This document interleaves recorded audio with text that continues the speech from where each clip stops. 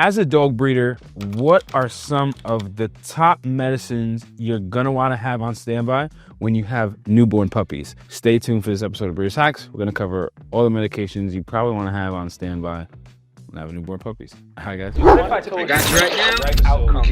What's going on, Bully fam? So stay tuned to the end because I'm gonna share with you guys probably the most important medicine, the number one spot that you need to have when it comes to having newborn puppies. You're not gonna wanna miss out on this last and final one that is probably the most important thing to have when you have newborn puppies when it comes to medicine and preventing losing puppies. And a quick disclaimer, guys, I'm not your vet. This isn't in replacement of your vet's advice. You should definitely speak to your vet and see what they think. This is just what we do here. Don't take my word for anything that I'm saying. Talk to your vet and get the veterinary drug handbook, the Plums book. You can buy it online. We have the book on breedershacks.com, and literally it talks about everything from the vet's word of mouth. Don't take my advice for it. We'll get started though.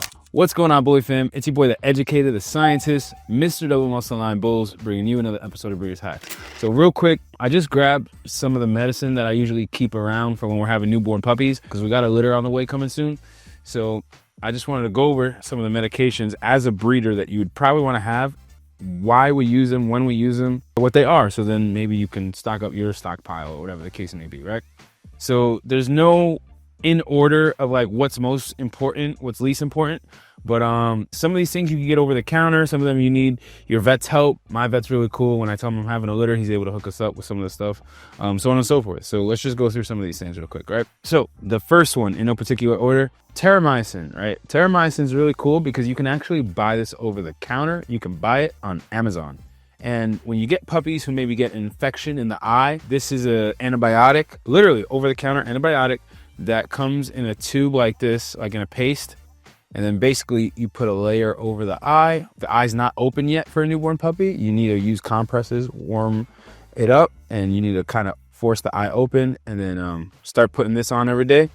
And usually gets rid of the infection, right? I have a whole video going on this on detail, but that's terramycin. For newborn puppies, with anything with the eyes, usually this is pretty helpful. The next thing, right, is deworming your puppies. So you want to deworm your puppies at 2 weeks, at 4, 6, and 8, right? So we have a whole chart. It's in our information center on breedershacks.com. You guys could go and download it, and it says when to give vaccines and deworming, right?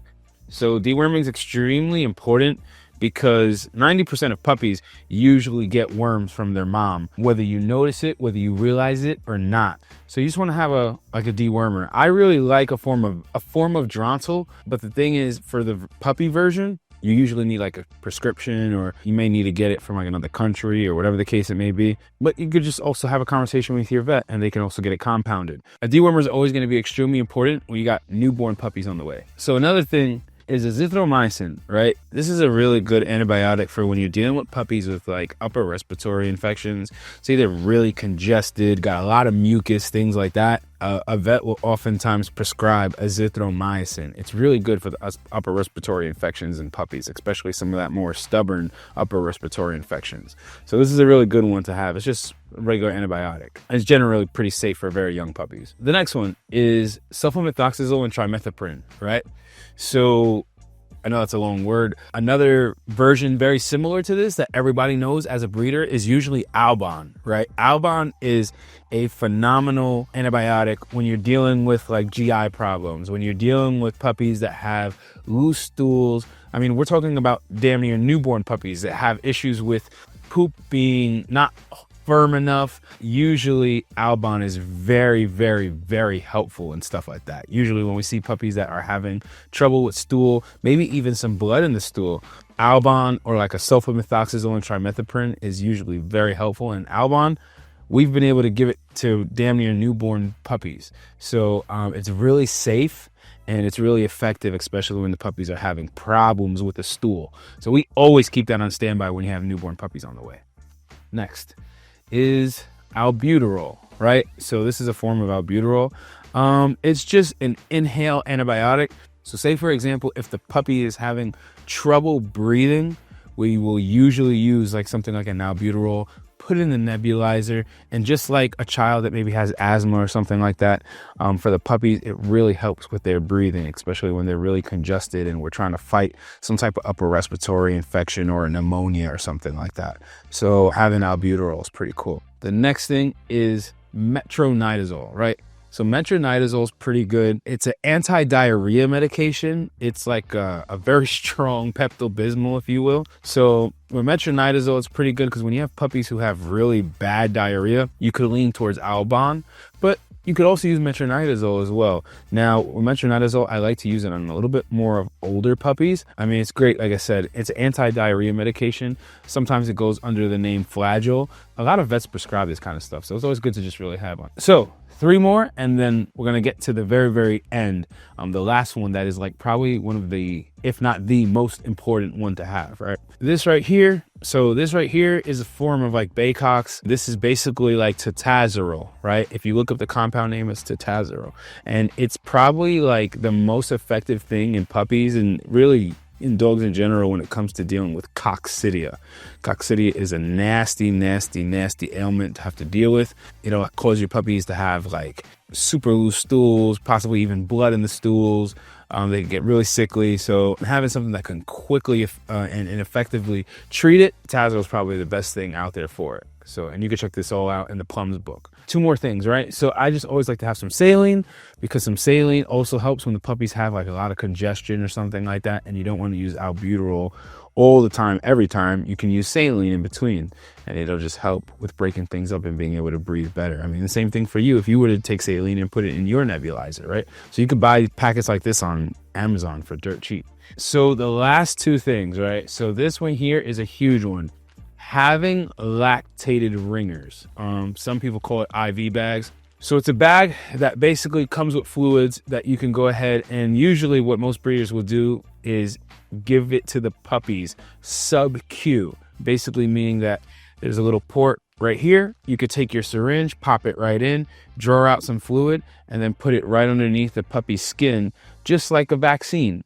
And when you have a puppy who's severely dehydrated, because oftentimes, and these puppies get sick, they get dehydrated. It'll keep them hydrated, and usually it's one of the leading factors as to how you're able to keep the puppy alive, especially when you're dealing with a very sickly puppy. Having a lactated ringer is probably my top like 3 things you gotta have when you have newborn puppies, or really when you have dogs in general, because dehydration is definitely a huge and a fast killer of dogs. So one of the number 1 things, I think this is the number 1 thing to have when you have newborn puppies on the way, is I'm going to say amoxicillin and claviolinate potassium, if I'm pronouncing that correctly. So the name brand that a lot of people know this as is Clavamox or Augmentin. Clavamox is a brand, but besides the point, it's a stronger form of amoxicillin.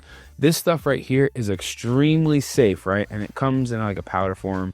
You add some water and it actually reconstitutes it, it activates it, and then you could give it to puppies. You could also give this to pregnant mothers as well. It's an extremely safe antibiotic. And for, I want to say like 90% of the infections that a vet usually sees when it comes to newborn puppies, this is like I said, like this is like 90% of the time, this is what the vet is prescribing. So it's a general, very, very general antibiotic, and it's very, very, very safe. I always like to have this on standby because when I start to first see any types of signs of infection or anything like that, we give this to the puppies orally. And I think this is like the number 1 thing I would have when dealing with newborn puppies. And if I'm fearful of any kind of sickness, any kind of infection going on, I'm going to be starting with something like this. Again, this is something that you may need to get your vet on board to kind of get you a bottle of it, but it's really kind of inexpensive. It's not really that expensive on an antibiotic, but it's worth its weight, if not more, in gold, because of the fact of, it can really help save a puppy's life. And like I said, it's just a broad spectrum general antibiotic.